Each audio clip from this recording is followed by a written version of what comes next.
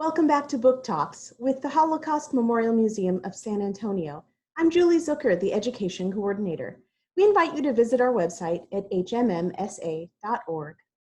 Today I'd like to recommend the book Why? Explaining the Holocaust by Peter Hayes. This is for an older audience than my other books. I would recommend this for college age or adults. High school students who are really interested in the material could definitely access this text. Why is one of the biggest questions we get when people walk through the museum. And they hear the history, they see the pictures and the artifacts, and they think, why on earth did humans allow this to happen? Let's look at the table of contents and what kind of questions Peter Hayes answers. First, he says, why the Jews? Which I think is a really important question. It's a small minority. Why the Jews? Why the Germans? Why murder? Why this swift and sweeping?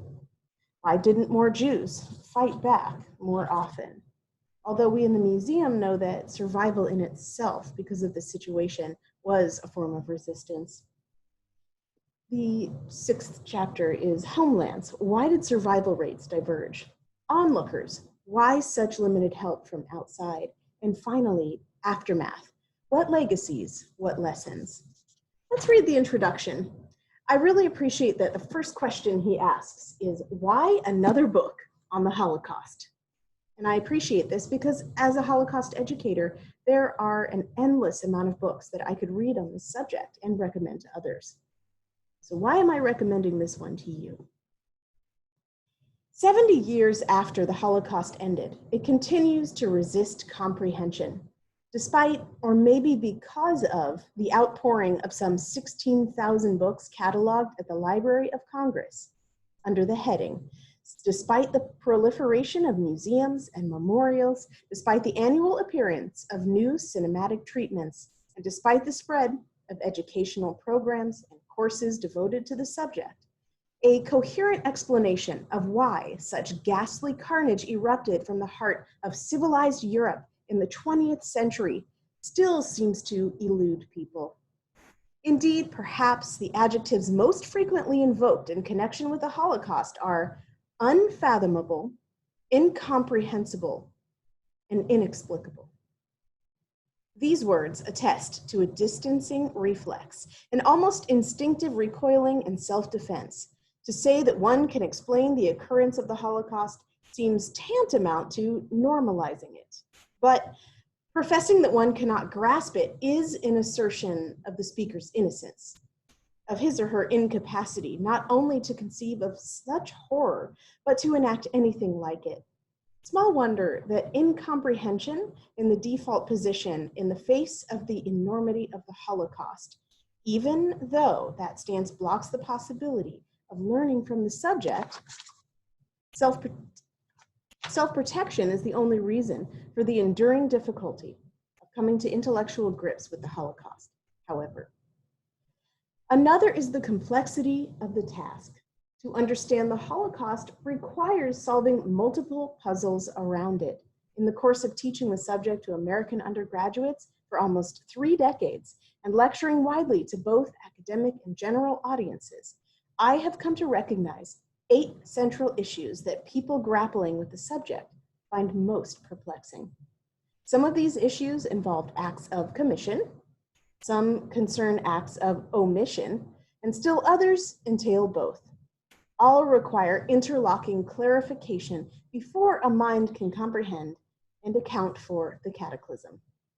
Each chapter of this book examines one of those 8 central issues, raised in the form of the question, and the book as a whole reflects my conviction that the Holocaust is no less historically explicable than any other human experience, though the job is not easy.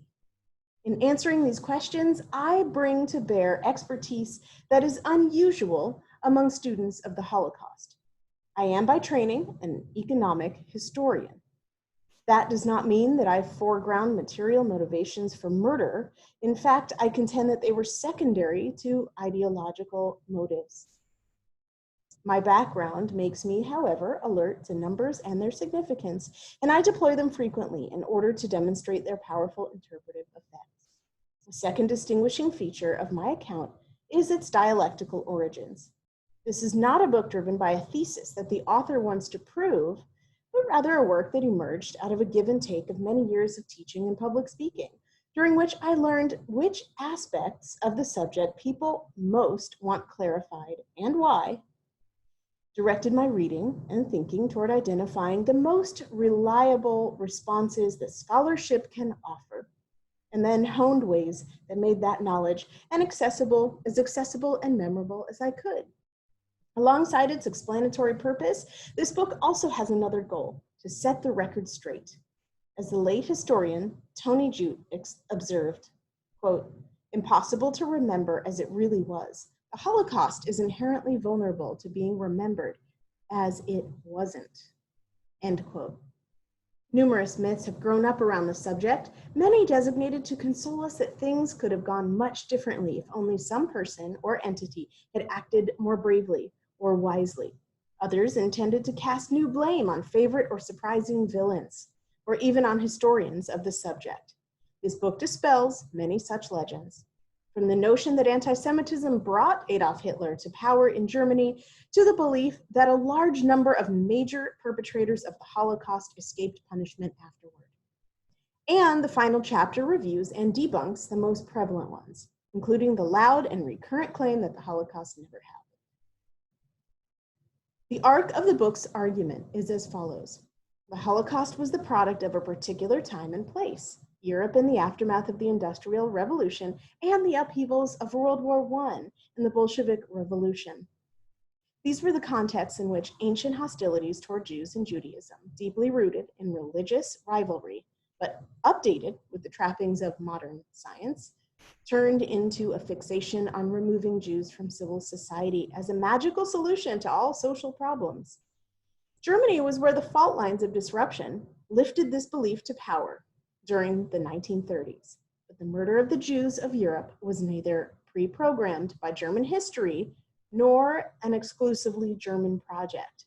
The massacre took shape under specific political and military conditions and intensified in part because it suited the objectives of many other Europeans, at least during the short, ferocious period when most of the killing occurred. In the face of the slaughter, the victims were largely powerless, and the onlookers preoccupied with their own, to them, more pressing concerns. The parts of the trap that clicked into place around the European Jews during the Nazi era fit so tightly that only a minority could escape, most only just barely and in the nick of time. Afterward, most countries of the old continent delayed acknowledging what they had participated in, yet also constructed numerous barriers to its repetition, barriers that now, 70 years later, are under stress.